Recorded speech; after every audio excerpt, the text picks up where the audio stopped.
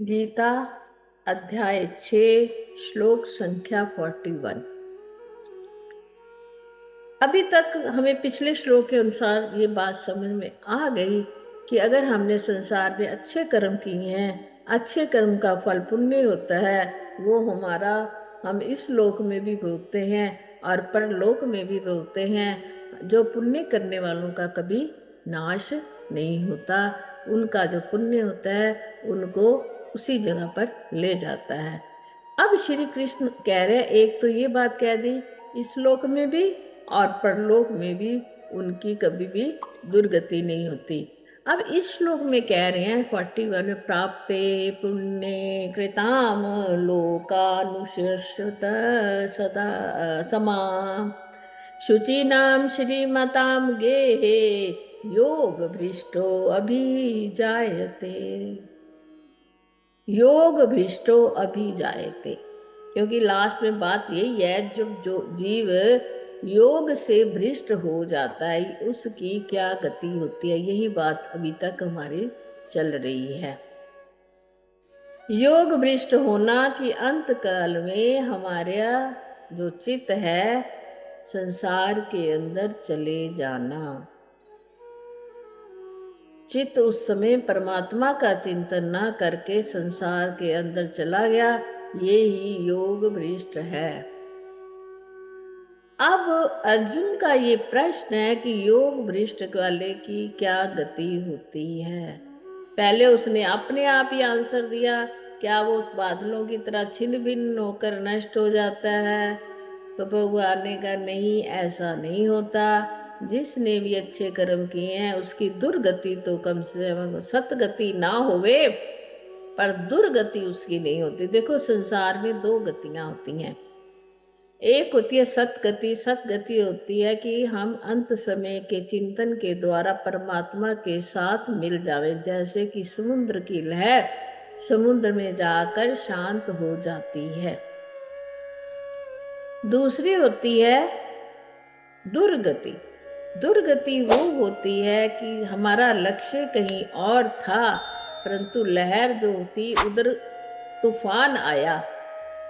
जब समुद्र में तूफान आता है तो लहरें क्या होती हैं, इधर उधर बिखर जाती हैं। ऐसे ही जब अंत समय आया, हमारे अंत काल में हमें क्या आया, हमारे मन में एक तूफान आ गया। और वो तूफान क्या था, उसने परमात्मा से हमारे मिलन होना था। उस समय वो तूफान के कारण हमारा जो मन था कहीं और चला गया। जैसे लहरों को लहरों में ही मिलना था। समुद्र में जब बहुत बड़ा तूफान आता है तो लहरों को लहरों में ही जाके मिलना होता है, परंतु कई लहरें जो होती हैं समुद्र के किनारे को पार कर जाती हैं। उसी प्रकार ये जो मन में चित्त में जो हमारे संस्कार थे, जिनको हमने अपने अच्छे कर्मों से दबा लिया, अच्छे कर्म को भी दबा दिया, और जो हमारे गंदे कर्म थे, पुण्य पाप पुण्य दोनों थे, उस समय हमारे मन में आके चलना शुरू हो गए अंत समय में। तो हमारा जो मिलन नहीं हो सका। अब कहते नहीं, भगवान कहते मिलन चाहे नहीं हुआ, परंतु तुम भटकोगे नहीं संसार में। क्यों नहीं भटकेंगे भाई? कहते प्राप्ते, जो तुमने प्राप्त कर लिया एक बार, पुण्य कृताम, जो तुमने सारे पुण्य कर्म किए थे संसार में, जितनी भी तुमने पुण्य कर्म किए थे, वो तुम क्या करोगे, उन पुण्यों को लोकान, पुण्य लोकों में, जैसे स्वर्ग आदि लोक हैं, जितने भी ऊपर के 7 लोक हैं, उनमें जाकर क्या करोगे, शाश्वती समा, बहुत समय तक भगवान तुम्हें वहां पे विश्राम कराएंगे। ये नहीं कि एकदम ही तुम्हें कहीं भेज देंगे। कितनी अच्छी बात है, वहां तुम्हें विश्राम मिलेगा। अच्छे लोकों में जाके तुम्हें विश्राम मिलेगा। आप इसको ऐसे समझो, जैसे है एक बच्चा है, उसने 25 साल ब्रह्मचर्य का पालन करा, यानी इतनी पढ़ाई करी, इतनी पढ़ाई करी, है ना। अब उसको अभी उसको नौकरी मिलने में टाइम है, नौकरी नहीं मिली अभी उसको। अगर वो इंटरव्यू भी देने जा रहा तो कई कंपनियां क्या करती है, उनको अच्छे होटल में रुकवाती हैं, है ना, रुकवाती है ना, या उनका कोई ऐसा पीरियड रखती हैं तो वहाँ पे जाके बड़े आराम से रहता है। नौकरी अभी मिलनी है, जिसको प्रोबेशन पीरियड कहते हैं ना, 1 महीने 6 महीने, तो उसको वहाँ पे सब सुविधाएं दी जाती हैं।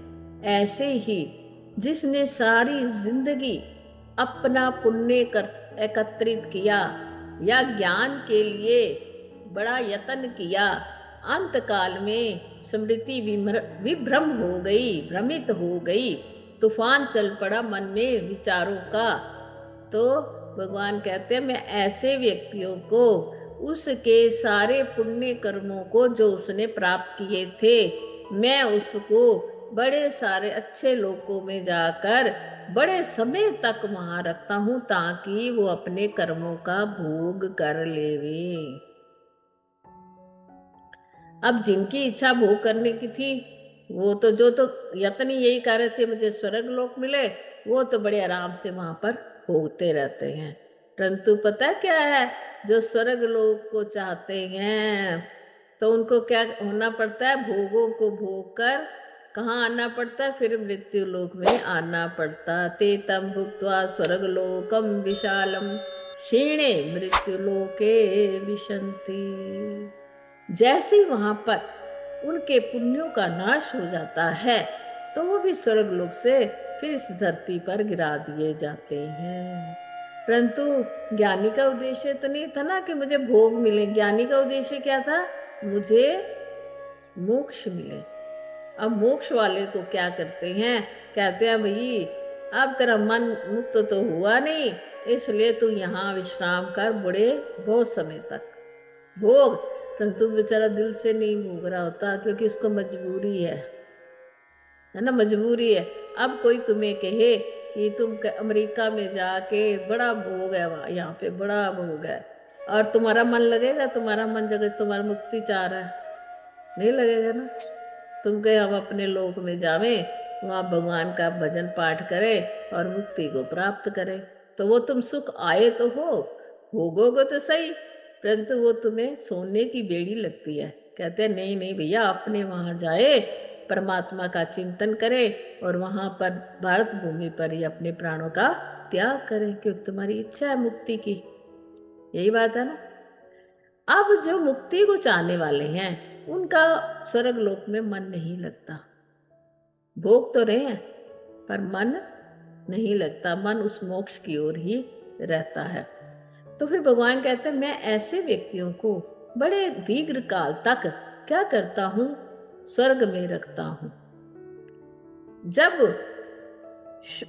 एक तो ये मैं उनको स्वर्ग में रखता, दूसरा ऑप्शन उसको फिर मैं जब स्वर्ग पे उनका मन नहीं लगता, भोगों में उनका मन नहीं लगता, फिर मैं ऐसी जीवात्माओं को क्या करता हूँ, शुचि ना, शुचि होता पवित्र लोगों के घरों में। ऐसे थोड़ा कहते हैं वर्ण संकर हो जाते हैं। जो ब्राह्मण के कुल में उत्पन्न होता है वो शुचि होता है, पवित्र आत्मा होती है। क्षत्रिय के कुल में जो उत्पन्न होता है वो धनी आत्मा होती है, राजा महाराजा होते हैं क्षत्रिय। और जो वैश्य के घर में उत्पन्न होता है उसमें दोनों गुण होते हैं, धन का भी होता है और ब्राह्मण का भी होता है। यानी क्षत्रिय और वैश्य जो मिल के, क्षत्रिय और ब्राह्मण का जो मिला हुआ है वो वैश्य स्वरूप है, और शूद्र वो होते हैं जो गलत कार्य करते हुए जो मिश्रित कर्म करते हैं, उनको शूद्र कहा जाता है। मिश्रित कर्मों वालों के, कभी अच्छा करते हैं कभी बुरा करते हैं। तो देखो जातियां भी भगवान ने बांटते, तो कहा जो योग से भ्रष्ट हो जाते हैं मैं उनको ब्राह्मण कुल में, यानी अच्छे कुल में, सबसे अच्छा कुल कौन सा, ब्राह्मण का। ब्राह्मण से भी जो सबसे विद्वान ब्राह्मण होता है, ऐसे विद्वान ब्राह्मण के घर में उन आत्माओं को मैं भेजता हूँ। देखो, तो वो उनको कहाँ भेजते हैं? ब्राह्मण के घर में, जो पुण्य आत्माएं जिन्होंने पुण्य किए होते हैं। और उसके बाद किसके घर में? शुचि नाम गेहे, बड़े ही, और श्रीमता, श्री होता है लक्ष्मी से संपूर्ण। ऐसे नहीं किसी ऐसे ब्राह्मण के घर भेज दे जहां उसको भूख मरी हो, नहीं, ऐसा नहीं, क्योंकि पुण्य किए हुए हैं उसने। पुण्य के साथ साथ मोक्ष की चाह है। तो पुण्य का फल क्या मिलेगा उसको? धनवान के घर में, धनवान के घर में भी सारी विद्या अर्जित करेगा ना अपनी आगे से। धनवान ब्राह्मण के घर में, ऐसे उच्च कुल में मैं योग से भ्रष्ट हुए व्यक्तियों को वहां भेज देता हूँ, जहां से उनकी यात्रा पुनः शुरू हो जाती है। पुनः वो ज्ञान में आकर अपनी आत्मा का उत्थान कर सकते हैं। कभी दुर्गति नहीं होती, ये बात याद रखना। जितना जप ध्यान समाधि जो भी हम कर रहे हैं, ये हमारा सारा क्या है? फिक्स डिपॉजिट है, जमा हो रहा है। इसका फल इस लोक में भी मिलेगा, अगले लोकों में, जहां जहां जब तक तुम्हारी मुक्ति नहीं होती तब तक आप अच्छे कर्मों के फलों को भोगेंगे ही, इसमें कोई संदेह नहीं है। इसलिए कर्म अच्छे रखो। हरिओम।